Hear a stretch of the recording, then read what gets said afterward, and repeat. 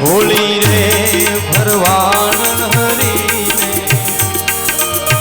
વેચવાને હાલી રે હોળી રે ભરવાડ હરીને હોળી રે ભરવાડ હરીને હોળી રે ભરવાડ। આ માખણ વેચવા નીકળેલી ગોપીઓ ભગવાનની અંદર તદાકાર થઈ જાતી, ભગવાનમાં લીન થઈ જાતી। જાણે હરીને વેચવા ન નીકળી હોય એમ માધવલ્યો માધવલ્યો એમ બોલવા મળતી। તો કહેવાનો ભાવાર્થ એ છે કે ઘરમાં રહીને પણ ભગવાનની પ્રાપ્તિ થઈ શકે છે। ભગવાનને પ્રાપ્ત કરવા માટે જંગલમાં જઈને તપ કરવાની જરૂર નથી। આ એક આદર્શ રજૂ કરવા માટે થઈ અને ભગવાન વેદવ્યાસજી આ શ્રીમદ ભાગવતની રચના કરી છે। આ શ્રીમદ ભાગવતના 5 વિભાગ પાડેલા છે। એમાં પહેલો વિભાગ છે રૂપકાત્મક વિભાગ। આ ભાગવતની અંદર ઘણા બધા રૂપકો આપેલા છે। દાખલા તરીકે પહેલા સ્કંધની અંદર એક બળદની અને એક ગાયની કથા આવશે। એક કળયુગ શુદ્ર રાજાના રૂપની અંદર બળદને મારતો હોય। આ ભાગવતી સમાધિ ભાષા છે। એ કથા આવશે આગળ, હું તમને કહીશ વિસ્તારથી। પછી બીજો વિભાગ સ્તુત્યાત્મક વિભાગ બતાવ્યો છે। ભાગવતની અંદર કુલ 69 પ્રકારની સ્તુતિઓ બતાવી છે। ગીતાત્મક વિભાગ બતાવ્યો છે જેની અંદર ગીતો બતાવ્યા છે। આવી રીતે ભાગવતના મુખ્ય 5 વિભાગ બતાવ્યા છે। તો એકવાર બ્રહ્માજીના 4 માનસ પુત્રો સનક, સનંદન, સનાતન અને સનતકુમાર, આ ચારેય સનતકુમારો ફરતા ફરતા એકવાર વિશાલા નામના ક્ષેત્રમાં આવ્યા છે। આ વિશાલા ક્ષેત્ર એટલે બીજું કાંઈ નહીં, વિશાલા ક્ષેત્ર એટલે બદ્રિકાશ્રમ। એ વિશાલા ક્ષેત્રની અંદર વિશાલ નામના એક રાજાએ તપશ્ચર્યા કરી અને વિશાલ રાજાની તપશ્ચર્યા ઉપર જ્યારે ભગવાન પ્રસન્ન થયા અને ભગવાને કીધું વિશાલ રાજાને કે માગો તમારે શું જોઈ છે, ત્યારે વિશાલ રાજાએ કીધું પ્રભુ તમે મારી ઉપર પ્રસન્ન થયા હોય ને તો મારે કાંઈ નથી જોતું, પણ તમારી પાસે હું માગું છું એટલું કે આ બદ્રિકાશ્રમની પવિત્ર ભૂમિની અંદર જે કોઈ માણસ આવીને તપ કરે ને તો એને ઓછી તપશ્ચર્યાએ વધુ ફળની પ્રાપ્તિ થાય, એવું આ વિશાલ રાજાએ માગ્યું। તો ભગવાને કીધું કે તમારું નામે વિશાલ છે અને તમારું હૃદય પણ વિશાલ છે, તમે પોતાના માટે ન કાંઈ માગ્યું, બીજાને માટે માગ્યું। તો ભગવાને વરદાન આપતા કીધું કે હે રાજા, આ ક્ષેત્રની અંદર આવીને જે કોઈ તપ કરશે ને એને ઓછા તપે એની ઉપર હું પ્રસન્ન થઈ અને એને વરદાન આપીશ। આજથી આ ક્ષેત્રનું નામ બદ્રિકાશ્રમ નહીં, આજથી આ ક્ષેત્રનું નામ વિશાલા ક્ષેત્ર પડશે। એ વિશાલ રાજાના નામ ઉપરથી આ ક્ષેત્રનું નામ વિશાલા ક્ષેત્ર પડ્યું છે। નૈમિષારણ્યની પવિત્ર ભૂમિની અંદર સૂત પુરાણી 88,000 સૌનકાદી ઋષિઓને જે કથા સંભળાવે છે એ સંવાદ કહે છે। અજ્ઞાન ધ્વંસ વિધ્વંસ કોટિ સૂર્ય સમપ્રભ સુત આખ્યાહી કથા સારમ મમ કર્ણ રસાયણમ મમ કર્ણ રસાયણમ। સૌનકાદી ઋષિઓ સુતજીને વંદના કરે છે કે હે અજ્ઞાન રૂપી અંધકારનો નાશ કરવામાં કુશળ, હે કરોડો સૂર્ય સમાન તેજસ્વી સુતજી, આ શ્રોતાની વક્તામાં શ્રદ્ધા બતાવે છે અને શ્રદ્ધાવાન લભતે જ્ઞાનમ। કોઈ પણ સદગુરુના શરણની અંદર આપણે જઈને ત્યારે શ્રદ્ધા લઈને જવું જોઈએ અને જે શ્રદ્ધા લઈને જાય છે ને એને જ જ્ઞાનની પ્રાપ્તિ થાય છે। એટલે કીધું છે શ્રદ્ધાવાન લભતે જ્ઞાનમ।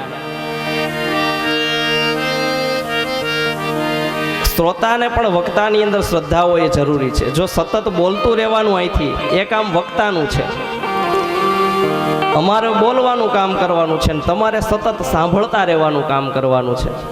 એટલે અમારું મોઢું ખુલ્લું જોઈએ, તમારા કાન ખુલ્લા જોઈએ. અમારે 3 કલાક બોલવાનું, સામે તમારે 3 કલાક સાંભળવાનું છે. અને આમ જુઓ ને તો વક્તા મોટો નથી, એક દ્રષ્ટિએ જુઓ તો શ્રોતા મોટો છે. કઈ રીતે? વક્તા છે વ્યાસપીઠ ઉપર બેઠો છે. વ્યાસપીઠ એટલે 4 પાયાની જેને ચોકી કહેવાય એ વ્યાસપીઠ કહેવાય. આ 4 પાયાની ચોકી છે વ્યાસપીઠ એટલે. જે ચોકી ઉપર બેઠો હોય એને ચોકીદાર કહેવાય. અને તમે બધા ક્યાં બેઠા છો? જમીન ઉપર. એટલે શું કહેવાય? જમીનદાર. તો ચોકીદાર મોટો કે જમીનદાર મોટો? જમીનદાર તો તમે પૈસા વાળા કેવો, ઘડી ખુઈ જાવ, ઝોલું ખાઈ લ્યો તોય હાલે. ચોકીદારને જાગતું રહેવું પડે. તમે તો સરસ મજાની હવાની લેરખી આવતી ને તમને એમ થાય ઝોલું ખાઈ લઉં, પણ વક્તાએ સતત જાગૃત રહેવું પડે.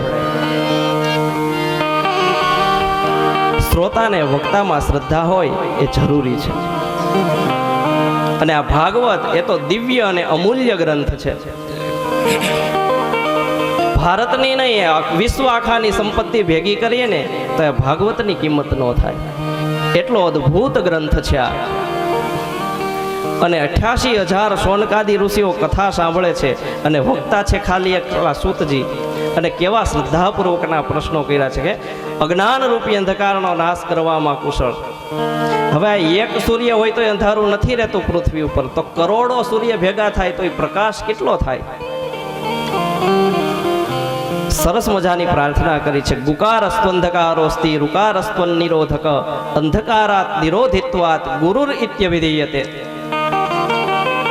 હે સુતજી, અમારા કાનને રસાયણ રૂપ ભગવાનની કથા સંભળાવો. ભક્તિ જ્ઞાન અને વૈરાગ્યથી પ્રાપ્ત થયેલો વિવેક કઈ રીતે વધે એ કથા અમને કહો. આ ભગવાનના ભક્તો મોહ, માયા અને મમતાનો ત્યાગ કઈ રીતે કરે છે એ કથા અમને બતાવો. અને અત્યારે ઘોળ કળીકાળ આવ્યો છે મહારાજ. લોકોની અંદરથી વાણી ને વિવેક બધું જતું રહ્યું છે. લોકો બધા આસુરી વૃત્તિ વાળા બન્યા છે. અસુર કોને કહેવાય? માથે મોટા મોટા 2 શિંગડા હોય, મોહે મોટું પૂંછડું હોય, મોટા મોટા દાંત હોય, એ અસુરની વાત નથી. ભાગવતની અંદર અસુરની વ્યાખ્યા બતાવી છે. અસુસુ રમંતે ઇતિ અસુરાહ. અસુનો અર્થ થાય પ્રાણ.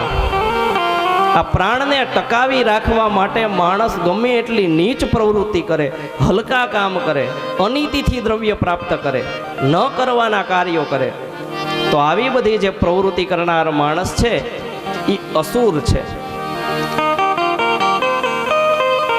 તો આવા લોકોનું કલ્યાણ કઈ રીતે થાય, એનું શ્રેય કઈ રીતે થાય, એવો કોઈ માર્ગ હોય તો અમને બતાવો. મહારાજ, ચિંતામણી જેની પાસે હોય ને એને કોઈ વાતની ચિંતા ન હોય. કલ્પવૃક્ષની નીચે જેનું મકાન હોય એની કોઈ કામના, એની કોઈ ઈચ્છા અધૂરી ન હોય. કામધેનુ જેની ગૌશાળાની અંદર બાંધી હોય ને એની કોઈ મહેચ્છા અધૂરી ન રહે. અને છતાંય સદગુરુ તો કામધેનુ, કલ્પવૃક્ષ અને ચિંતામણી કરતા પણ ઊંચા છે સદગુરુ. એનું કારણ છે કે કામધેનુ, કલ્પવૃક્ષ અને ચિંતામણી એ બીજું બધુંય આપી શકે પણ મુક્તિ ન આપી શકે. જો મુક્તિ જોતી હોય ને તો સદગુરુના શરણે જવું પડે. સદગુરુ તો યોગીઓને પણ દુર્લભ એવા વૈકુંઠ લોકની પ્રાપ્તિ કરાવે છે.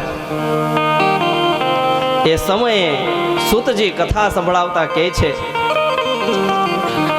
પ્રીતિ શૌનક ચિત્તૈતે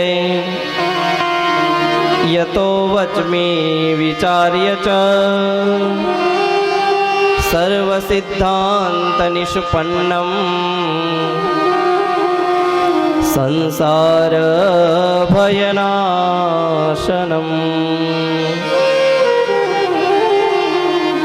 કાલ વ્યાલ મખગ્રાસ ત્રાસ નિર્ણાંશ હેતવે શ્રીમદ્ભાગવતમ શાસ્ત્રમ કલૌકીરેણ ભાષિતમ.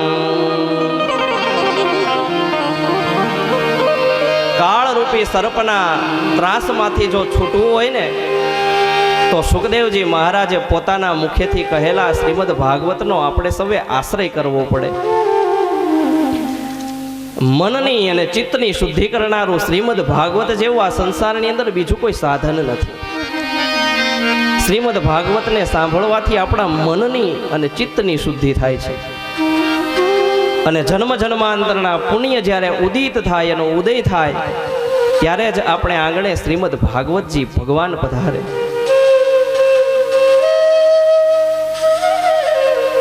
ગંગાજીના કિનારે સુખદેવજી મહારાજના મુખમાંથી ભાગવતની ગંગા નીકળવાની હજી શરૂઆત થઈ અને એ સમયે દેવતાઓ સ્વર્ગમાંથી અમૃતનો કુંભ લઈ અને આવ્યા છે સુખદેવજી મહારાજ પાસે. સુખદેવજી મહારાજની પાસે આવીને દેવતાઓએ વંદન કર્યા છે સુખદેવજીને. શુકમ નત્વા વદમ સર્વે સ્વકાર્યા કુશલાસુરાહ. સુખદેવજી મહારાજને પ્રણામ કરીને કીધું, હે મહારાજ, અમે આ સ્વર્ગની અંદરથી અમૃતનો કુંભ લાવ્યા છીએ.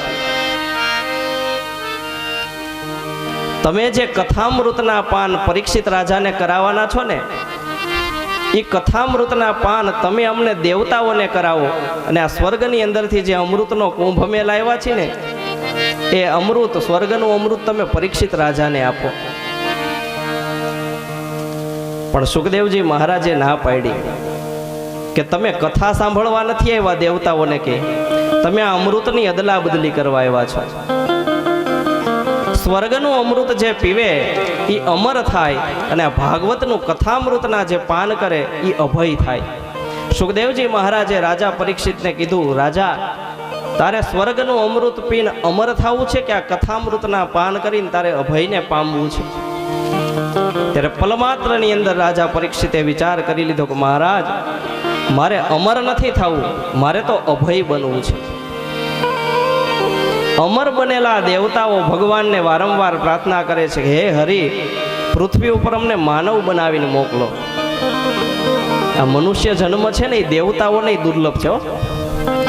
દેવતાઓ ભગવાનને પ્રાર્થના કરે છે કે અમારે દેવતા નથી રહેવું, અમને માનવ બનાવીને પૃથ્વી ઉપર મોકલો.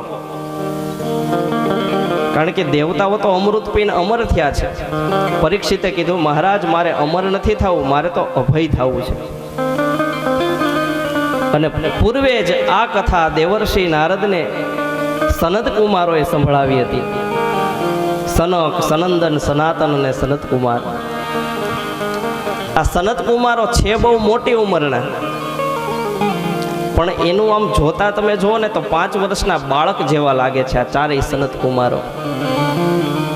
શરીર ઉપર કઈ વસ્ત્ર નથી ધારણ કરેલું, નગ્ન દિગંબર છે. જે માણસ આત્માને જ પોતાનું શરીર વસ્ત્ર માનતો હોય એ વસ્ત્ર ઉપર વસ્ત્ર ચડાવીને શું કરે? નગ્ન દિગંબર છે.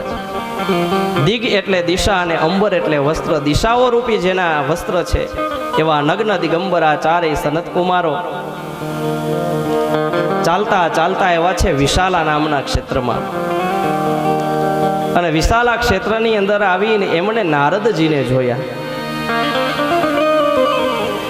પણ નારદજીનું મોઢું પડેલું હતું. નારદજીના મુખ ઉપર વિષાદ છવાયેલો હતો, મુખ ઉપર ચિંતા હતી.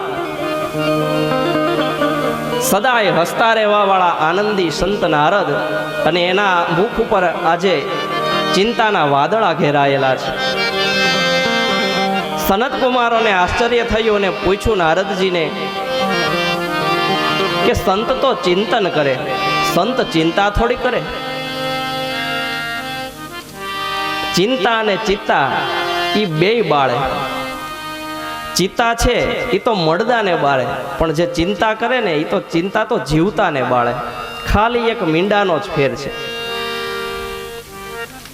સનત કુમારોએ નારદજીને કીધું, તમે તો સંત છો, તમે હરિનું ચિંતન કરો, તમારે શેની ચિંતા છે? ફીકર સબકો ખા ગઈ, फीकर सबका पीर, फीकर की फाकी करे उसका नाम फकीर। પૂછ્યું સનત કુમારોએ કે નારદજી તમે ક્યાંથી આવો છો અને આમ કઈ બાજુ જાઓ છો?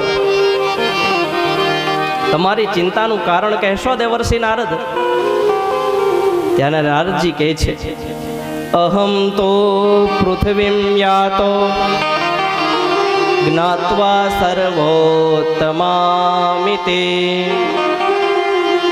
પુષ્કરમ ચ પ્રયાગમ ચ કાશીમ ગોદાવરીમ તથા.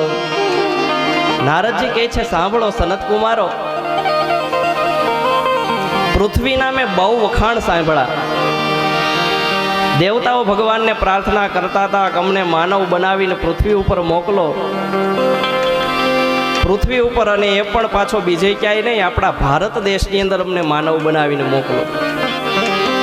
નારદજીને થયું કે આટલા બધા પૃથ્વીના વખાણ સાંભળ્યા, તો એવું વળી પૃથ્વી ઉપર હશે શું કે લાવ જરા પૃથ્વી ઉપર હું આંટો મારતો હોઉં. નારદજી આવ્યા ભારત વર્ષની અંદર. પુષ્કર, પ્રયાગ, ગોદાવરી, કનખલ, ઋષિકેશ, હરિદ્વાર, શ્રી ક્ષેત્ર, હરિક્ષેત્ર, સેતુબંધ, રામેશ્વર, બધે નારદજી ફર્યા. પણ નારદજીના મનને ક્યાંય શાંતિ ન થઈ. આટલી બધી જગ્યાએ ફર્યા તોય નારદજી મનમાં મનમાં વિચારે છે કે પૃથ્વીના મેં જેવા વખાણ સાંભળાતા એવું પૃથ્વી ઉપર તો કાંઈ છે નહીં. અને કળયુગમાં પૃથ્વી ઉપર એવો અધર્મ ફેલાણો છે કે લોકોની અંદરથી સત્ય જતું રહ્યું, તપ જતું રહ્યું, દયા જતી રહી. સત્ય નાસ્તિ તપઃ શોચમ દયાદાનમ ન વિદ્યતે. લોકો બધાય પેટ ભરવું એને જ પુરુષાર્થ માનતા થયા કળયુગની અંદર. લોકો બધાય આળસુ થયા અને મંદ ભાગ્યવાળા થયા, મંદ મતીવાળા થયા, કડવું બોલનારા થયા. લોકોની વાણીની અંદરથી મીઠાશ જતી રહી. માણસને મીઠું બોલતા તો નથી આવડતું, પણ મૌન રહેતાય નથી આવડતું. મૌન રહેવામાં જે મજા છે અને મૌન રહેવામાં જે આનંદ છે ને, એ ખરેખર દિવ્ય છે. કરે છે ઝેર જીભ જા જા મજા છે, મૌન રહેવામાં કરે છે. ઝેર જીભ જા જા મજા છે, મૌન રહેવામાં કવેણા બોલવા કરતા મજા છે.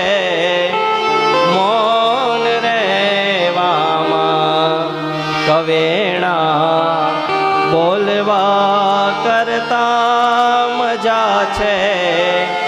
મૌન રહેવામાં, મૌન રહેવામાં ખરેખર આનંદ છે. આપણે મીઠું બોલી તો નથી શકતા, સામે મૌન પણ નથી રહી શકતા. આપણું મનોવિજ્ઞાન એમ કહે છે કે આપણા ઘરની અંદર જે ઝઘડા થાય છે ને, એમાં 80% ઝઘડા જીભ વડે થાય છે. 20% જ બીજા હાથથી ને પગથી થતા હોય છે, બાકી 80% ઝઘડા જીભ વડે થાય છે. આપણે ત્યાં કહેવત છે, ચડે પડે જીભ વડે જ માનવી. માણસ ધારે ને તો જીભ વડે જ ઊંચાઈના શિખરો સર કરે, અને એ જ જીભ જો કોઈને ગાળ દઈ દે, કોઈ સામે મારે, તો એ જ જીભ માર પણ ખવડાવે. જીભથી જ માણસ આગળ આવી શકે, અને જીભ વડે જ માણસનું અધઃપતન થાય. આ જીભને હાડકું નથી, એટલે એક પ્રકારે જીભ લૂલી છે. પણ આ લૂલી જીભની સામે ભલભલાની સામે ડૂલી ગયા છે, અને જીભને હાડકું નથી. તમે જો, એટલે મૌનમ સર્વાધિકમ સત્યમ વદ. બને ત્યાં સુધી સત્યમ વદ એટલે સાચું બોલો. મધુરેણ ભાષિતમ, મીઠું બોલો. અને કાંઈ ન આવડે તો મૌનમ સર્વાધિકમ, મૌન એ સર્વથી શ્રેષ્ઠ છે. મૌન રહો. નારદજીએ પૃથ્વી ઉપર આવીને જોયું, તરુણી પ્રભુતા આગે હે. નારદજીએ પૃથ્વી ઉપર આવીને જોયું તો ઘરે ઘરે સ્ત્રીઓના રાજ ચાલે છે એવું જોયું. આ 5000 વર્ષ પહેલા નારદજી આવું જોયું તો હજી કાંઈ ફેર પડ્યો એવું જાજુ લાગતું નથી. આમ જ છે ને, ઘરે ઘરે સ્ત્રીઓના રાજ ચાલે છે. અને શ્યાલકો બુદ્ધિદાયકા. શ્યાલક એટલે સાળો. કળયુગની અંદર સાળો સલાહ દેનારો થયો. સગ્ગો મોટો ભાઈ બાજુમાં બેઠો હોય તો મોટા ભાઈને ન પૂછે ને હાળાને પૂછે કે આપણે શું કરવું છે. અને હાળો સલાહ દેનાર થયો, આમ કરો પટેલ. એટલે શ્યાલકો બુદ્ધિદાયકા. પછી જોઈ કન્યા વિક્રયો લોભાત. કન્યાનો વિક્રય થવા લાગ્યો, દીકરીઓ વેચાવા લાગી. અને દંપતીના અંચકલકનમ. નારદજીએ આવીને જોયું તો પૃથ્વી ઉપર ઘરે ઘરે પતિ અને પત્નીઓ વચ્ચે ઝઘડા ચાલે છે, આવું જોયું. કલહ ચાલે છે. નારદજી કહે છે કે આ બધા કળયુગના દોષો જોતો જોતો હું યમુનાજીના કિનારે આવ્યો. યમુનાજીના કિનારે આવીને મેં એક આશ્ચર્ય જોયું. એક યુવાન તરુણી સ્ત્રી બેઠી બેઠી રડતી હતી. એ સ્ત્રીની બાજુમાં 2 વૃદ્ધ પુરુષો પડ્યા હતા. એ 2 વૃદ્ધ પુરુષોની સ્ત્રી સેવા કરતી હતી. બીજી અનેક સ્ત્રીઓ પેલી યુવાન સ્ત્રીની સેવામાં હતી. પોતાને મદદ કરનાર કોઈ વ્યક્તિ મળે એવી ઈચ્છાથી સ્ત્રી દશેય દિશાની અંદર આમથી આમ નજર ફેરવતી ફેરવતી જોતી હતી. ત્યારે નારદજી કહે છે કે એ સ્ત્રીએ મને જોયો અને એ સ્ત્રી બોલી, ભો ભો સાધો ક્ષણમ તિષ્ઠ મચ્ચિંતામ અપિનાશય. હે સાધુ, ક્ષણવાર ઊભા રહો અને મચ્ચિંતામ અપિનાશય, મારી ચિંતાનો તમે નાશ કરો. મહારાજ આવ્યા છો ને તો મારા દુઃખને દૂર કરો. નારદજીએ પૂછ્યું, તારું નામ શું છે? તું કોણ છે? તો પેલી સ્ત્રી કહેવા લાગી કે મહારાજ મને ન ઓળખી તમે? મારું નામ છે ભક્તિ. આ બંને મારા પુત્ર છે, જ્ઞાન અને વૈરાગ્ય. ઉત્પન્ન દ્રવિડે સાહમ વૃદ્ધિમ કર્ણાટકે ગતા. ક્વચિન ક્વચિન મહારાષ્ટ્રે ગુર્જરે જીર્ણતામ ગતા. ભક્તિ મહારાણી નારદજીને કહે છે કે દ્રવિડ દેશની અંદર મારો જન્મ થયો. દ્રવિડ દેશ એટલે દક્ષિણ ભારત. દક્ષિણ ભારતની અંદર ભક્તિ મહારાણી પ્રગટા. આ દક્ષિણ ભારત છે ને ભક્તિ મહારાણીનું પિયર કહેવાય છે. અને ભક્તિ માર્ગ એટલે વૈષ્ણવી પરંપરા. હવે તમારે અહીંયા વૈષ્ણવ પુષ્ટિ માર્ગની અંદર વૈષ્ણવ છે ને મુખ્ય 5 પ્રકારના છે. એમાં શ્રી વૈષ્ણવ, બ્રહ્મ વૈષ્ણવ, માધવ વૈષ્ણવ, નિંબાર્ક વૈષ્ણવ, આવા 5 પ્રકારના વૈષ્ણવો બતાવ્યા છે. અને આ બધી વૈષ્ણવી પરંપરાના આચાર્ય પાછા જુદા છે. એમાં નિંબાર્ક વૈષ્ણવ પરંપરા જે બતાવી છે તેના આચાર્ય છે શ્રીમદ નિંબાર્ક આચાર્યજી. આપણે લીંબડીની અંદર આ નિંબાર્ક પીઠ આવેલી છે, આપણે સૌરાષ્ટ્રમાં લીંબડીમાં. એ નિંબાર્ક વૈષ્ણવ છે. બીજા છે માધવ વૈષ્ણવ. માધવ વૈષ્ણવના આચાર્ય છે શ્રીમદ મધ્વાચાર્યજી. બ્રહ્મ વૈષ્ણવના આચાર્ય છે શ્રીમદ વલ્ભાચાર્યજી. અને શ્રી વૈષ્ણવના આચાર્ય છે શ્રીમદ રામાનુજાચાર્યજી. વિષ્ણુના કોઈ પણ સ્વરૂપની પૂજા કરનાર ભક્ત એ વૈષ્ણવ કહેવાય છે. પછી શાલિગ્રામ હોય, લક્ષ્મીનારાયણ હોય, બાલકૃષ્ણ ઠાકોરજીનું સેવ્ય સ્વરૂપ હોય, કોઈ પણ હોય એ વૈષ્ણવ કહેવાય છે. તો દક્ષિણ ભારતની અંદર આ બધા જે આચાર્યો પ્રગટ થયા ને એ બધા દક્ષિણ ભારતની અંદરથી પ્રગટ થયા. તો તમને એમ થાય કે મહાપ્રભુજી વલ્ભાચાર્યનું પ્રાગટ્ય તો અહીંયા છત્તીસગઢમાં ચંપારણ્યની અંદર થયું, તો દક્ષિણ ભારત થોડુંક કહેવાય. પણ મહાપ્રભુજીના જે બધા પેલાના મૂળ પુરુષો એના હતા, વલ્લભ ભટ્ટ ને એની આખી જે પરંપરા, એના જે બધા આદિ પુરુષો હતા એ બધા આંધ્રપ્રદેશના મૂળ રહેવાસી હતા. એટલે બધા વૈષ્ણવો દક્ષિણ ભારતની અંદરથી આવ્યા એમ ગણાય છે. અને વૃદ્ધિમ કર્ણાટકે ગતા. કર્ણાટક નામના ક્ષેત્રની અંદર મારી વૃદ્ધિ થઈ.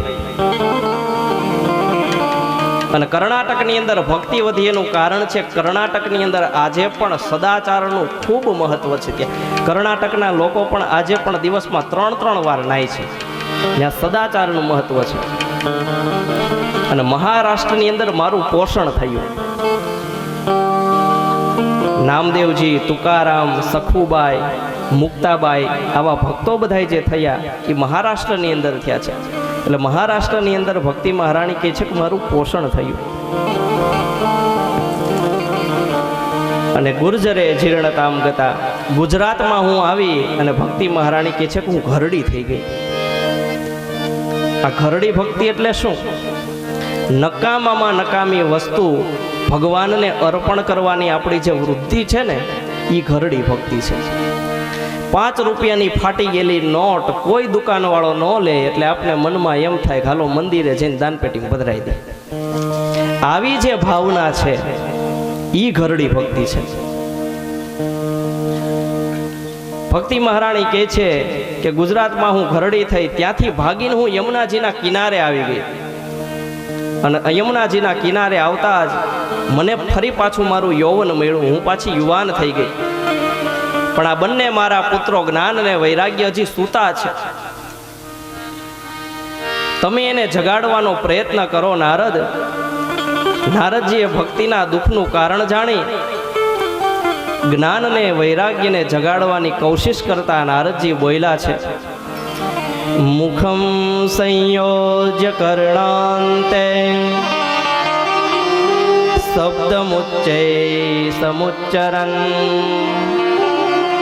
જ્ઞાનમ પ્રબુધ્યતામ શીઘ્રમ રે વૈરાગ્ય પ્રબુધ્યતામ. હે જ્ઞાન, હે વૈરાગ્ય, તમે જાગો. નારદજી જ્ઞાન અને વૈરાગ્યને જગાડવાની કોશિશ કરે છે. વારંવાર જ્ઞાન અને વૈરાગ્યના કાનની અંદર વેદનો ઘોષ કર્યો નારદજીએ. ગીતાજીના પાઠ કર્યા એને જગાડવા માટે, પણ જ્ઞાન વૈરાગ્ય જાગ્યા નહીં. ખાલી આંખ ખોલી બગાસું ખાય પાછા જ્ઞાન અને વૈરાગ્ય સૂઈ ગયા. આ માત્ર જ્ઞાન વૈરાગ્ય અને ભક્તિની જ કથા નથી, આ આપણા બધાની કથા છે. જ્યાં સુધી આપણે કથા સાંભળવા જાય ને કથા મંડપની અંદર બેઠા હોય ને ત્યાં સુધી આપણામાં રહેલા જ્ઞાન અને વૈરાગ્ય જાગે. કથા સાંભળતા હોય ત્યારે જાણે આમ એવો વૈરાગ્ય આવી જાય કે હવે બસ ઘરે નથી જવું, બધું છોડીને સીધું હિમાલય ભેગું થવું છે, આવો વૈરાગ્ય જાગે. પણ જેવો મંડપ છોડી એટલે બધું ખેરી નાખે. જ્ઞાન વૈરાગ્ય પાછા સૂઈ જાય છે. પછી તો નારદજીએ બહુ કોશિશ કરી જ્ઞાન અને વૈરાગ્યને જગાડવાની, પણ છતાંય જ્ઞાન વૈરાગ્ય જાગ્યા નહીં. ત્યારે આકાશની અંદર આકાશવાણી થઈ, નારદજી તમે જે પ્રયત્ન કરો છો ને જ્ઞાન અને વૈરાગ્યને જગાડવાનો એ તમારો ઉદ્યમ સફળ થશે, પણ એને માટે તમે ભાગવત જ્ઞાન યજ્ઞ કરાવો. નારદજી હવે આવ્યા છે ચાલતા ચાલતા ગંગાજીના આનંદ તટ ઉપર. અનેક ઋષિ મુનિઓ ત્યાં કથા સાંભળવા માટે આવ્યા છે. વાલા સજ્જનો, રામાયણ ભાગવત જેવા આપણા ગ્રંથો એ બિન સાંપ્રદાયિક પરબ જેવા છે. આપણા ગામની અંદર કોઈ પરબ હોય તો પરબનો કોઈ સંપ્રદાય ન હોય.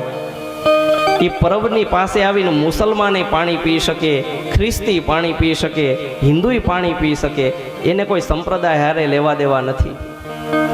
એમ રામાયણ અને ભાગવત જેવા આપણા દિવ્ય ગ્રંથો એ બિન સાંપ્રદાયિક કોઈ બધા માટે છે. ઓલા કે અમારા માટે છે, ઓલા કે અમારા માટે છે. આ સંપ્રદાયના વાડા એ તો આપણે ઊભા કર્યા છે, બાકી આ ગ્રંથ એ તો બધાય માટે છે. એટલે બિન સાંપ્રદાયિક પરબ કીધા છે આ ગ્રંથને. રામાયણ છે એ આપણને જીવતા શીખવાડે છે, અને શ્રીમદ ભાગવત આપણું મૃત્યુ મંગલમય કઈ રીતે બને એ આપણને શીખવાડે છે. માણસને જીવતા તો નથી આવડતું, પણ માણસને પોતાના મૃત્યુને મંગલમય કઈ રીતે બનાવવું એ પણ નથી આવડતું. આપણું મૃત્યુ મંગલમય કઈ રીતે બને આ સદગ્રંથ એ આપણને શીખવાડે છે. અને માણસ છીએ ને આપણે, તો અંત સમયે માણસ થઈને જ આપણે મરીએ.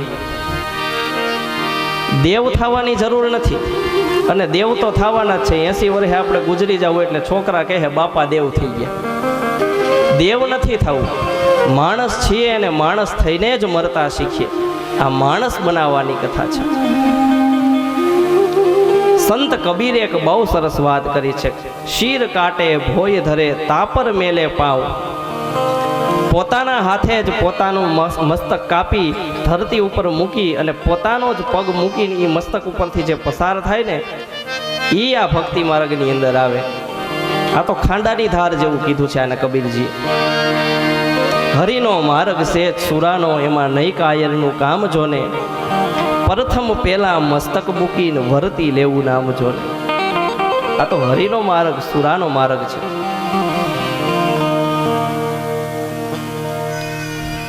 શ્રીમદ ભાગવતની અંદર એવું લખ્યું છે કે ગંગાના પવિત્ર આનંદ તટ ઉપર જ્યારે કથાનો આરંભ થયો ને, ત્યારે ઘણા લોકો જે કથા સાંભળવા માટે નહોતા આવતા, એને ભૃગુ ઋષિ બધાને સમજાવી અને પવિત્ર ભાગવતની કથા સાંભળવા માટે લઈ આવ્યા છે. ભૃગુ ઋષિ બધાને કહે છે કે આવો ગંગાજીના પવિત્ર આનંદ તટ ઉપર શ્રીમદ ભાગવતની દિવ્ય કથાનો આરંભ થઈ રહ્યો છે. પણ આપણને અત્યારે વ્યવહારની અંદર એમ થાય કે અમારે કંકોત્રી નથી તો કેમ જવું. બાકી ભાગવતની અંદર બતાવ્યું છે કે પ્રભુ, પિતા, ગુરુ અને મિત્ર આ ચારની ઘરે વગર આમંત્રણે જઈ શકાય. ભગવાનના મંદિરે જવું હોય ને તો એમાં આમંત્રણની જરૂર નથી, એ વગર આમંત્રણે જઈ શકાય. દીકરીને પિતાની ઘરે જવું હોય મળવા, તો દીકરીને એમાં આમંત્રણની જરૂર ન હોય, એને તેડા ન હોય, એ તો દીકરી વગર આમંત્રણે જાય. ગુરુને ત્યાં શિષ્યએ જવું હોય તો ગુરુ કઈ શિષ્યને કંકોત્રી લખે નહીં, એને રાહ ન જોવાની હોય, શિષ્ય વગર આમંત્રણે જઈ શકે.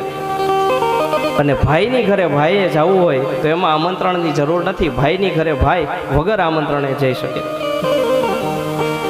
પણ ઘણાય નહોતા આવતા તો એને ભૃગુ ઋષિ સમજાવીને કથાની અંદર લાવ્યા.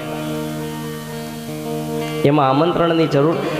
આ પિક્ચર ફિલ્મ જોવા જાવ છો, એમાં સિનેમા થિયેટર વાળા શું આપણને કંકોત્રી લખે છે કે શુક્રવારના છેલ્લા શોમાં આવો અને ફિલ્મ જોવો. ત્યાં તો 100 રૂપિયા દઈને લાઈનમાં ઊભા રહીને આપણે ટિકિટ લઈને જાય છે જોવા. હું નથી જોતો, જે જોતા હોય એને. ત્યાં આમંત્રણ નથી તોય જાય છે આપણે, અને આમાં આમંત્રણ હોય છતાંય આપણે આવી શકતા નથી. એક ગામની અંદર કથા બેઠી. ગામની અંદર એક મહારાજનો આશ્રમ હતો અને આશ્રમની અંદર કથા બેઠી. લોકોને બધાને ખબર પડી કે આશ્રમની અંદર કથા બેઠી છે, એટલે ગામના બધા લોકો, સ્ત્રી ને પુરુષો ને બધા કથા સાંભળવા માટે જવા લાગ્યા. એ ગામની અંદર એક ગંગા ડોસી નામના એક માડી રહી. આખું ગામ કથા સાંભળવા જાય, પણ આ ગંગામાં કથા સાંભળવા ન જાય. આમ કરતા 5 દી પૂરા થઈ ગયા. એટલે ઓલા પાડોશી બહેનોને એમ થયું કે આ માડી કથા સાંભળવા આવતા નથી, આપણે રોજ જાય છીએ, હાલો એક ત્યાં ગંગામાં નહીં હારે લેતા જાય. એટલે ઓલી પેલી પાડોશી બહેનો બપોરનો સમય થયો ને એટલે ગંગામાની ઘરે આવી અને ગંગામાને કે હાલો માડી, ત્યાં મહારાજના આશ્રમની અંદર કથા બેઠી છે ને, હાલો કથા સાંભળવા માટે જવું છે. તો ગંગામાં કે મન ચંગાત કાથરોટમાં ગંગા, એમાં ન્યા ઠેઠ જવાની શું જરૂર છે? હવે અહીંયા બેઠા બેઠા નાઈ લઈને ભજન કરી લઈ, બસ આવી ગયું. કથા બધા સાંભળવાની જરૂર નહીં. કથા સાંભળવા ન ગયા. બેનો તો બહુ મનાવવાની કોશિશ કરે, ગંગામાં માયના નહીં. બેનો તો વહી ગઈ કથા સાંભળવા. હવે કથાનો છેલ્લો દિવસ બાકી રહ્યો અને પાછી બેનો આવી ગંગામાની ઘરે સમજાવવા લાગી કે અરે માડી, આજ કથાનો છેલ્લો દિવસ છે, આ કથાની અંદર નહીં આવો ને તો તમે નાયા વગરના રહી જાઓ. અને અમે તો પાડોશી છે, અમારો પહેલો ધર્મ એ છે કે અમારા પાડોશીની કથાની અંદર ભગવાનની પાસે લઈ જાઓ. અમે તમને લીધા વગર જવાના નથી. પાડોશી બેનો કે પ્રેમથી આવો છો કે તમને ટીંગા ટોળી કરીને લઈ જાય, બાકી લઈ જવા છે તમને, લીધે પાર કરવું છે.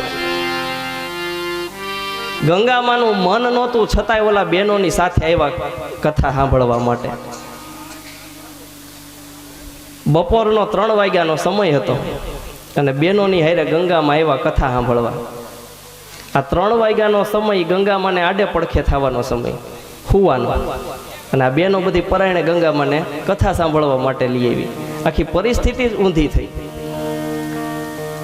એટલે બહેનોએ કીધું કે તમને ન ગમે ને કથા સાંભળવી તો તમારે છેલ્લી થાંભલીએ ટેકો લઈને બેહવું અને ન્યા ઝોલા ખાતે રાખો. અને કથાની અંદર તમે આવો, હું મહારાજ એક એક વેણ કાઢે છે, આપણા હૃદય હોહરવાઈ કે નીકળી જાય બહેનો કે. ગંગામાંથી હાલો ની જાય. આવ્યા બધાય ગંગામાં, બધાય બહેનો ગંગામાં છેલ્લી થાંભલીનો ટેકો લઈને બેઠા. બહેનો તો બધી આગળ બેઠી અને સરસ મજાની હવાની લેરખી આવતી હતી. એટલે ગંગામાં એનું કામ શરૂ કર્યું, હુવાનું. હવે મહારાજના આશ્રમની અંદર એક બકરી બાંધેલી. અહીંયા ગંગામાં બેઠા અને આ બીજા થાંભલે મહારાજે લાંબુ દોડ્યું અને બકરી બધે ચરી શકે ને ક્યાંય છૂટીને વેઈ ન જાય એટલે લાંબા દોરડાથી બકરી બાંધેલી. એટલે બકરી ચર્યા કરે. હવે ગંગામાં 3 વાગ્યાનો સમય એને ઝોલા ખાય એટલે મોઢું વાળા ઘડિયા માથું આગળ આવે અને બકરા બાંધે તમે જોઈજો માથા ભટકાવીને ભડોભડ બાંધે. એટલે વારા ઘડે માથું આગળ આવે ગંગામાનું ઝોલા ખાય. એટલે ઓલું બકરું ચરતું હતું ને એને એમ થયું કે ગંગામાને મારી યારે બાંધવું હોય છે, આ ઝપટ કરે છે. એટલે વારે ઘડીએ માથું આગળ આવે. એટલે 2-3 વાર તો બકરું પાસે આવ્યું પણ કઈ બોલ્યું નહીં. પણ વારે ઘડીએ આમ થયું એટલે બકરાને હેવી ખીચ ચડીને ગંગામાની પાસે આવીને એવી માથામાં ઢીક મારી ગંગામાને, કપાળ ઉપર ઢોકળું કરી દીધું અને આંખું ખુલી ગઈ, જાગી ગયા. અને જાગીને સીધા મહારાજની સામે ડોળા કાઢ્યા ગંગામાએ. ભટ્ટજી કથા વાંચતા હતા એની સામે. અને છેલ્લેથી માડી બોલ્યા, એ મહારાજ આ બાણ કાંઈક ધીમે મારો. આ તમે કહેતા હતા હૃદય હોહરવા નીકળે છે ને તમે ઘા ચૂકી જાઓ છો, એ લમણામાં વાગે છે, હૃદયમાં નથી વાગતા. ઓલા બેનોએ કીધું હતું ને મહારાજ જે વેણ કાઢે હૃદય હોહરવા નીકળી જાય. હવે આ ગંગામાને કોણ સમજાવે કે આમાં મહારાજનો વાક નથી, આમાં ભટ્ટજીનો વાક નથી, આમાં ઓલું બકરું ઘા કાઢી ગયું છે. પણ જેને હરિવિમુખ હોય એને હરિસન્મુખ કરવા એ પણ એક પુણ્યનું કામ છે. ગંગાજીના પવિત્ર આનંદ તટ ઉપર કથાનો મંગલ આરંભ થયો અને ત્યારે કથાના 3 દિવસ જ્યારે પૂરા થયા ત્યારે એક આશ્ચર્ય થયું. ભક્તિ મહારાણી પોતાના બંને પુત્રો જ્ઞાન અને વૈરાગ્યની સાથે કથા સ્થાનની અંદર પધાર્યા છે. જ્ઞાન વૈરાગ્ય જે વૃદ્ધ હતા એ હવે તરુણ બન્યા. નારદજીએ વેદ વેદાંતના ઘોષ કર્યા, ગીતાજીના ઉપનિષદોના પાઠ કર્યા. જે કામ ન થયું એ કામ શ્રીમદ ભાગવતથી થયું. આ શ્રીમદ ભાગવતનો મહિમા છે. સનત કુમારો કહે છે નારદજીને,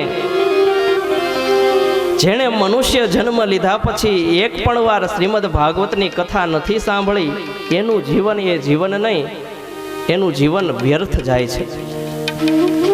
આ શ્રીમદ ભાગવતી કોઈ સામાન્ય પુસ્તક નથી હો, ભલે કાગળના જ પત્તા છે પણ આ કોઈ સાધારણ સામાન્ય પુસ્તક નથી.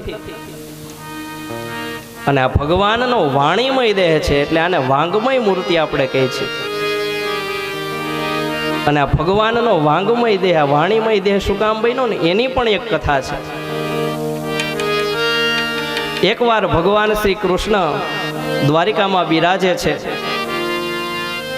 અને દ્વાપર યુગ જ્યારે પૂર્ણ થવામાં હતો, દ્વાપર યુગનો જ્યારે અંતકાળ હતો, એ વખતે ભગવાનને પોતાના સત્વરૂપ શરીરનું ત્યાગ કરવાની, લીલા કરવાની ભગવાનની ઈચ્છા થઈ કે આ દ્વાપર યુગ હવે પૂરો થવા આવ્યો અને મારે મારા શરીરનો હવે ત્યાગ કરવો છે. ભગવાન શ્રી કૃષ્ણ સ્વધામ ગમનની તૈયારી કરે છે. ત્યારે ઉદ્ધવજીએ આવીને ભગવાનને વિનંતી કરી, પ્રભુ મને તમારી સાથે, તમે પણ મને સ્વધામ તમારી સાથે લઈ જાઓ, મારે તમારી હારે આવવું છે. ભગવાને કીધું, ઉદ્ધવ આપણે હારે આવ્યા નથી તો હારે જઈએ કઈ રીતે? અને અસ્તિત્વનો નિયમ છે કે એકલા જ આપણે આવ્યા છીએ ને એકલા જ જવું પડે. તો ઉદ્ધવજી કહે છે ભગવાનને, પ્રભુ તમે કરો એ બધી વાત સાચી, પણ તમારા વિયોગની અંદર, તમારા વિરહમાં હું રહી શકીશ નહીં. ત્યારે ભગવાને કીધું, ઉદ્ધવ ચિંતા ન કરો, બીજા મારા જે અવતારો થયા ને, જેમ કે કૂર્મ અવતાર થયો ભગવાનનો, વરાહ અવતાર થયો, મત્સ્ય અવતાર થયો, આ બધાય અવતારોની સમાપ્તિ ભગવાને ક્ષીરસાગર સમુદ્રની અંદરથી કરી છે. ભગવાનનું નિવાસસ્થાન ક્ષીરસાગર સમુદ્ર છે. અને ભગવાન જ્યારે અવતાર લઈને, ભગવાનનું જ્યારે અવતાર કાર્ય પૂર્ણ થાય ને, ત્યારે પાછા ભગવાન ક્ષીરસાગર સમુદ્રની અંદર પાછા સમાઈ જાય. પણ કૃષ્ણ અવતારની સમાપ્તિ હું ક્ષીરસાગર સમુદ્રની અંદર નથી કરવાનો. તિરોધાયમ પ્રવિષ્ટોયમ શ્રીમદ ભાગવતારણમ. ઉદ્ધવ, આજથી હું શ્રીમદ ભાગવત રૂપી સમુદ્રની અંદર હું સમાઈ જાઉં છું. એટલે ભગવાન આ ગ્રંથની અંદર સમાઈ ગયા છે. સ્વકીયમ યત ભવત તેજ તચ્ચ ભાગવતે તદા. આ શ્રીમદ ભાગવત એ સાક્ષાત શ્રી કૃષ્ણનું સ્વરૂપ છે. કૃષ્ણ અવતારનું જે કાંઈ સામર્થ્ય હતું, કૃષ્ણ અવતારની જે કાંઈ લીલા હતી, કૃષ્ણ અવતારના જે કાંઈ ચરિત્રો હતા ને, એ બધું ભગવાને આ ભાગવતની અંદર સમાવી લીધું. અને એટલા માટે જ આ ગ્રંથને આપણે હાથમાં નહીં, મસ્તક ઉપર ધારણ કરીએ છીએ. આ સવારે પોથયાત્રા લીધી બહેનોએ, આ ગ્રંથને મસ્તક ઉપર ધારણ કર્યું. શું કામ? બીજા ગ્રંથ હોય તો આપણે થેલીમાં હાથમાં લઈને હાયલા જાય, પણ આ ગ્રંથનું સ્થાન આપણા મસ્તક ઉપર છે. આપણે આની પૂજા કરીએ, દંડવત પ્રણામ કરીએ, આ બધું શું કામ કરીએ છીએ? તો કૃષ્ણસ્તુ ભગવાન સ્વયં. આ વાંગમય મૂર્તિ સાક્ષાત શ્રી કૃષ્ણ છે. અને એટલે આ ગ્રંથ 5000 વર્ષ થઈ ગયા છતાંય આપણને જૂનો નથી લાગતો. જા વર્તમાન સમયની અંદર સૌથી ટૂંકામાં ટૂંકું જે સાહિત્ય હોય તો એ કયું સાહિત્ય છે? છાપું. છાપાનું આયુષ્ય એક જ દિવસનું હોય. બુધવારે સવારે છાપું આવ્યું હોય, ગુરુવારની સવાર થાય એટલે બુધવારનું છાપું જૂનું થઈ જાય. એનું આયુષ્ય એક જ દિવસનું છે. એ છાપું વસ્તીમાં આવીને બીજે દિવસે પસ્તી થઈ જાય. એનાથી જો કોઈ એનું વધારે આયુષ્ય હોય તો એ છે સાપ્તાહિક. આપણી ઘરે કોઈ સાપ્તાહિક પત્રિકાઓ આવતી હોય, અઠવાડિયે આવે, દર સોમવારે આવે, દર રવિવારે આવે. તો આ રવિવારે જે બુક આવી હોય એ આવતા રવિવારે વચાઈ જાય એટલે જૂની થઈ જાય, બીજી નવી આવે. એનાથી કોઈ વધારે આયુષ્ય હોય તો એ માસિક પત્રિકાઓનું છે. દર મહિને આવે, દર 1 તારીખે આવે. 1 જૂને આપણી ઘરે બુક આવી હોય, પછી 1 જુલાઈ 1 મહિનો પૂરો થાય એટલે વચાઈ જાય એટલે એ જૂનું થઈ જાય અને એની પસ્તી થઈ જાય. એનાથી વધારે કોઈનું આયુષ્ય હોય તો એ છે આપણી નવલકથાઓ. નવલકથાઓનું આયુષ્ય છે 50 થી 60 વર્ષ. 50-60 વર્ષ પૂરા થાય એટલે નવલકથાઓ જૂની થઈ જાય, એના નામે યાદ નથી રહેતા. પણ આ શ્રીમદ ભાગવતના તો 5000 વર્ષ થઈ ગયા છતાંય આપણને આ જૂનો નથી લાગતો. આ કથાને કહેવાવાળા થાકતા નથી, આ કથાને સાંભળવાવાળા કંટાળતા નથી. આ બધું શું કામ? તો આની અંદર સ્વયં ભગવાન બિરાજે છે એટલે આ કથા કહેવા માટે કંટાળો નથી આવતો. આ કથા સાંભળવા માટે તમને કંટાળો નથી આવતો. નહીં તો આ કથા કેટલી વાર તમે સાંભળી હશે, કેટલી વાર કહેવાણી હશે. એનું એ જ આવે છે ને આ કથાની અંદર બધું. પણ છતાંય સાંભળવાની મજા જ આવે છે.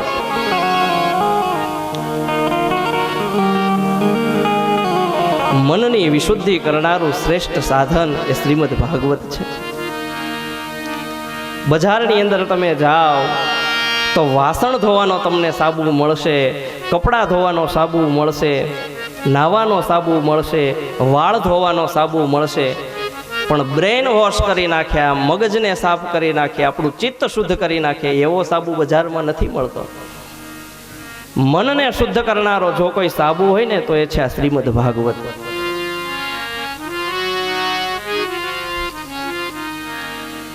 અને કેટલા એવા દ્રષ્ટાંતો છે કે ખૂબ પાપ કરનારા માણસો પણ શ્રીમદ ભાગવતનો સત્સંગનો સંગ કરી અને પાપમાંથી મુક્ત બની ગયા છે, શેતાનમાંથી સાધુ બની ગયા છે. અને કેટલાય આપણા તો એવા દ્રષ્ટાંતો છે કાઠિયાવાડની અંદર, જેણે ઘણા બધા પાપ કર્યા હોય પછી જે પીર થઈને પૂજાય. આપણે જેસલ જાડેજા કચ્છની અંદર છે ને, માથાના વાળ ગણી શકાય, પણ જેસલ જાડેજાએ કરેલા પાપ નો ગણી શકાય, એટલા બધા પાપ કરેલા. અને ભાગ્ય બળે એને સદગુરુ રૂપે એની પત્ની તોરાદે સદગુરુ રૂપે મળી ગઈ. સમુદ્રની અંદર નાવમાં બેસી તોરાદે અને જેસલ બે જાતા હતા. એટલે તોરાદે સંકેત કર્યો જેસલ જાડેજાને, જાડેજા તમારા પાપનો ભાર બહુ વધી ગયો છે હો. આ હોડીના હાલક ડોલક થાય છે ને, એમ તમારી આ દેહરૂપી હોડી હાલક ડોલક મળશે થવા, એટલા બધા પાપ કર્યા છે તમે. એ તોડી સરોવર હે પાળ સતી રાણી, હે તોડી રે સરોવર પાળ રે.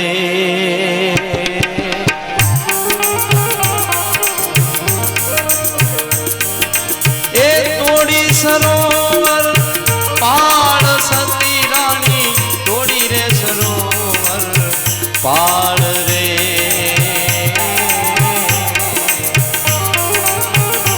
મેં તો ગવધન તરસાવાર્યા, હે મેં તો ગવધન તરસાવાર્યા, તોળા દે રે એમ જેસલ કે છે રે, હે જીરે એમ જાડેજો કે છે. તારું પોકાર જાડેજા, ધર્મ તારું સંભાળ રે.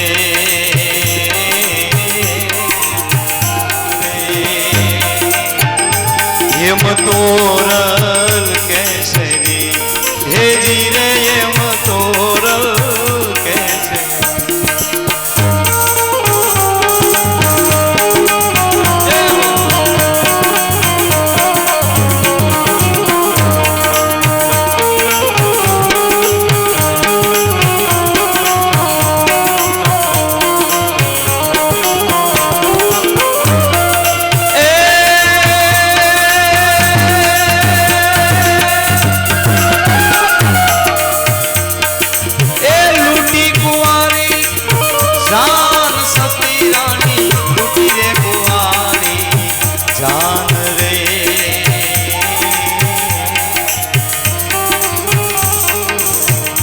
મેં તો 27 મૂળ બંધા માર્યા, હે મેં તો 27 મૂળ બંધા માર્યા, ભોળા દે રે એમ જેસલ કેસરી, હે એમ જાડેજો કે છે.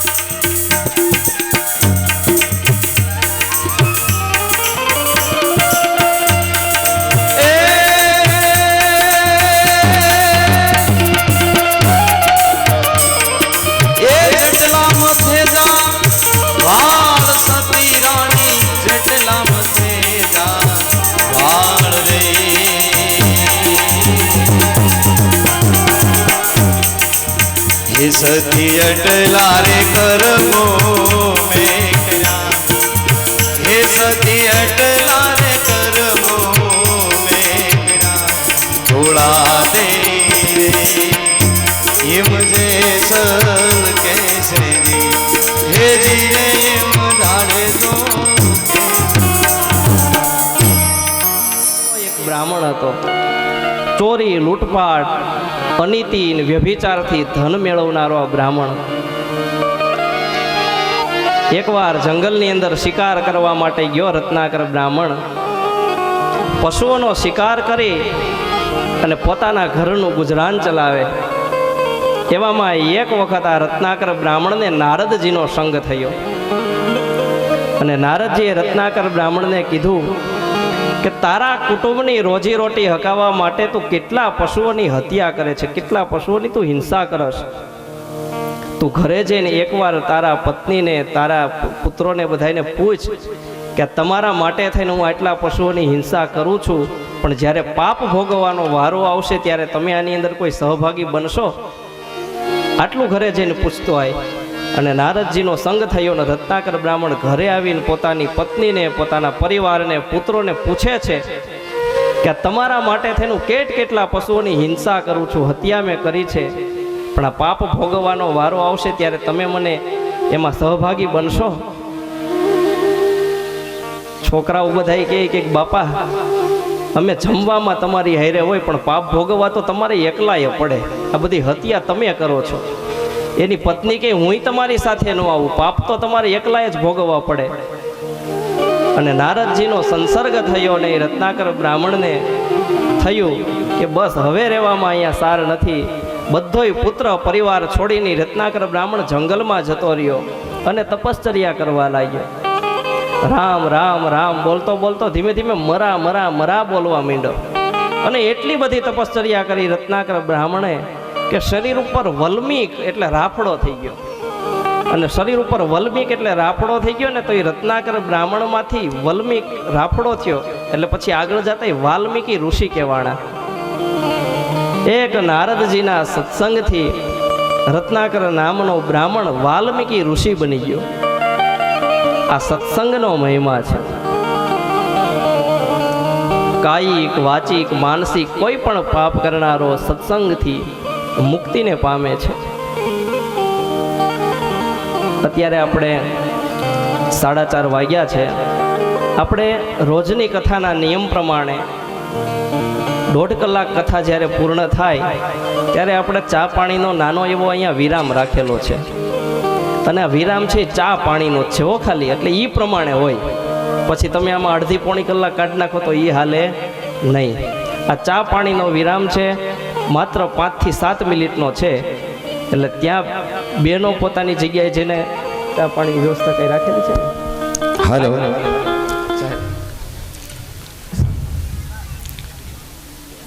બોલો ભાગવત ભગવાનની જય, શ્રી ખોડિયાર માતની જય.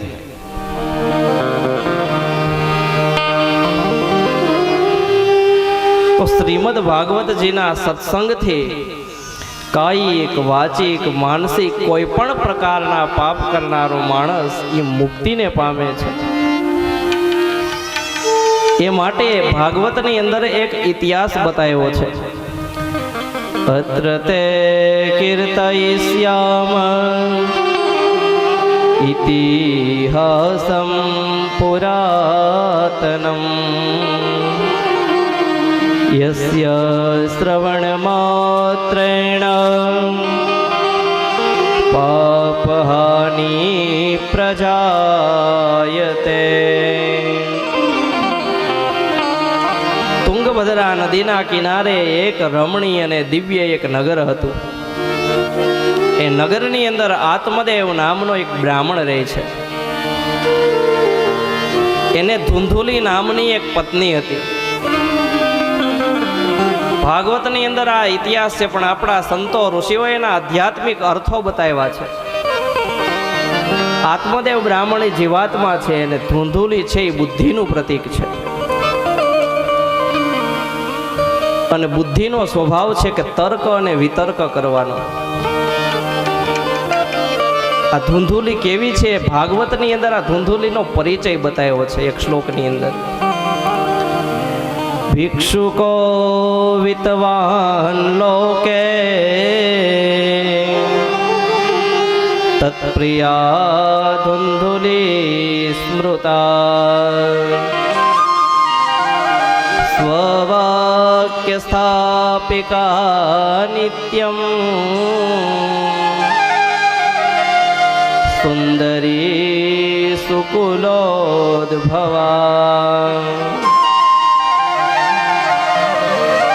લોકવાર્તા રતા ક્રૂરા પ્રાયશો બહુજલ્પિકા સુરાચ ગૃહકૃત્યેષો કૃપણા ચકલ પ્રિયા આ ધૂંધુલી એનો સ્વભાવનો પરિચય બતાવ્યો છે ભાગવતની અંદર. કેવી હતી એ ધૂંધુલી? તો કે બતાવ્યું છે સ્વવાક્ય સ્થાપિકા. આ ધૂંધુલી નામની પત્ની પોતાનું ધાર્યું કરનારી હતી અને સુકુલોદ્ભવા એટલે સારા કુળની સ્ત્રી હતી ધૂંધુલી. લોક વાર્તા હતા. ગામની અને પરગામની લૌકિક વાતો કરવાની અંદર આ ધૂંધુલીને બહુ રસ હતો. અને ક્રૂરાહા એટલે અત્યંત ક્રૂર હતી. બહુ જલ્પિકા એટલે બહુ બોલ બોલ કરનારી સ્ત્રી હતી. અને આવી ધૂંધુલી પત્નીની સાથે આત્મદેવ નામનો બ્રાહ્મણ રહેતો હતો. બ્રાહ્મણ બધી વાતે સુખી હતો, પણ એને એક વાતનું દુઃખ હતું. આ બ્રાહ્મણને સંતાન ન હતું. પોતાને સંતાન થાય એ માટે સંતાન ગોપાલ મંત્રના જપ કર્યા. હરિવંશ પુરાણ વચાયું બ્રાહ્મણોની પાસે. કોઈએ ગરીબોને દાન આપવાનું કીધું તો ગરીબોને દાન દીધા. પથ્થર એટલા દેવ કરીને પૂજ્યા, પણ ઘરે પારણું ન બંધાણું. સંતાન મેળવવાના સત્કાર્યની અંદર જેટલું ધન હતું ને એમાંથી અડધું ધન તો આ સંતાન મેળવવાના સત્કાર્યની અંદર આત્મદેવે વાપરી દીધું. પણ આત્મદેવને ન થયો દીકરો કે ન થઈ દીકરી. આત્મદેવ બ્રાહ્મણ કંટાળ્યો. હવે શું કરવું? આત્મહત્યા કરવાની ઈચ્છાથી આત્મદેવ બ્રાહ્મણ વનમાં ગયો અને રસ્તામાં એને એક સાધુ મળ્યા. આત્મહત્યા કરનાર આત્મદેવ બ્રાહ્મણને સાધુએ પૂછ્યું કે ક્યાં જાય છે? તો આત્મદેવ બ્રાહ્મણ કે બસ મહારાજ, હવે મારે મરી જવું છે, હવે મારે જીવવું નથી. સાધુ કે તારું નામ શું છે? એ તો કે. તું ક્યાંથી આવસ? એ તો કે. ત્યારે આત્મદેવ બ્રાહ્મણ કહે છે કે મહારાજ, મારું નામ છે આત્મદેવ. સાધુ હસીને કહેવા લાગ્યા, તારું નામ છે આત્મદેવ, તું કઈ જવા નીકળો છે આત્મહત્યા કરવા? આત્મદેવ બ્રાહ્મણે કીધું કે મહારાજ, મારે સંતાન નથી અને સંતાન ન હોવાનું દુઃખ એટલું બધું છે ને કે આ સંસારની અંદર હું જીવી શકું એમ નથી. સાધુએ આત્મદેવ બ્રાહ્મણને કીધું કે એ મૂર્ખ, તું અજ્ઞાનને છોડ. આ સંસારની અંદર રહેનારો તું એકલો નથી રડતો, આ સંસારની અંદર રહેનારા બધાય રડે છે. જેને દીકરા છે ઈ રડે છે ને જેને દીકરા નથી ઈ રડે છે. આ કર્મની ગતિ ગહન છે બ્રાહ્મણ. આ સંસારની વાસનાને તું છોડી દે. આ સંન્યાસની અંદર જેવું સુખ છે ને એવું સુખ સંસારની અંદર નથી. કૌપીનવંતમ ખલુ ભાગ્યવંતમ. મહારાજ, મારે સંતાન નથી ને એનું દુઃખ એટલું બધું છે કે હું મારા હાથે જેને દાન આપું છું ને મારા હાથે કોઈ દાને લેતું નથી. મને વાંજિયા કહીને બધા તરછોડી મૂકે છે. મારા આંગણાની અંદર ગૌશાળાની અંદર ગાયો બાંધેલી હોય, હું રોટલી ખવડાવવા જાઉં ને ગાયને તો ગાય પોતાનું મોઢું ફેરવી લે છે. અને કેટલા વર્ષો થઈ ગયા મહારાજ, હજી ગાય વિહાણી નથી. આંગણાની અંદર વૃક્ષ વાવું ને તો વૃક્ષે સુકાઈ જાય છે. આત્મદેવ બ્રાહ્મણ કે મહારાજ, કાં તો મને પુત્ર આપો ને કાં તો મને મરવા દો, મારા માર્ગે મને જવા દો. મારે આત્મહત્યા કરીને બસ મરી જવું છે. સંતે કીધું, બ્રાહ્મણ, તારા ભાગ્યની અંદર પુત્ર કે પુત્રી કાંઈ નથી. તો આત્મદેવ બ્રાહ્મણ કહે કે મારા ભાગ્યની અંદર દીકરો કે દીકરી ન હોય તો કાંઈ નહીં, તો મને તમારા ભાગ્યની અંદર દીકરો કે દીકરી કોઈ સંતાન મને આપો. અને આમ કહીને સાધુએ ઇદમ ભક્ષય પત્ન્યાત્વમ તતઃ પુત્રો ભવિષ્યતિ આમ બોલી અને આત્મદેવ બ્રાહ્મણના હાથમાં એક ફળ આપ્યું. સંતે, ઘરે જઈને આ ફળ તારી પત્નીને ખવડાવી દેજે, ભગવાન કૃપા કરશે ને તારી ઘરે પારણું બંધાશે. પોતાની પત્ની ધૂંધુલીને કીધું. આત્મદેવ બ્રાહ્મણે ઘરે આવીને મને રસ્તામાં એક સાધુ મળ્યા હતા અને સાધુએ આ ફળ આપ્યું છે. આ ફળને ખાઈ જા, આપણને પુત્ર થશે. આમ કહીને પત્ન્યા પાણો ફલમ દત્વા, પોતાની પત્નીના હાથમાં એ ફળ દઈ અને આત્મદેવ બ્રાહ્મણ ક્યાંક બહાર જતો રહ્યો. જંગલની અંદર જે સંત મળ્યા હતા એ સંતે શું વાત કીધી હતી આત્મદેવને? આ ફળ છે ને તારી પત્નીને ખવડાવી દેજે. પણ આત્મદેવ બ્રાહ્મણે ખવરાયું નહીં, પત્નીના હાથમાં આપ્યું અને એ ક્યાંક જતો રહ્યો. અને ધૂંધુલી છે એ બુદ્ધિ છે, અને બુદ્ધિનો સ્વભાવ છે તર્ક અને વિતર્ક કરવાનો. હાથમાં ફળ પકડીને બેઠી બેઠી વિચાર કરે છે ધૂંધુલી કે આ ફળ ખાવ અને મને ગર્ભ રહે, 9 મહિના સુધી કેટલું દુઃખ સહન કરવું પડે, આવા બધા વિચાર કરે છે. કામકાજ કરવા માટે નણંદને બોલાવી પડે, અને નણંદ ઘરે આવીને પાછું કેટલું ચોરીને લઈ જાય છે કોને ખબર છે. આવું ભાગવતની અંદર લખ્યું છે, મંદાયામય સર્વસ્વમ નનાંદા સંહરે તદા.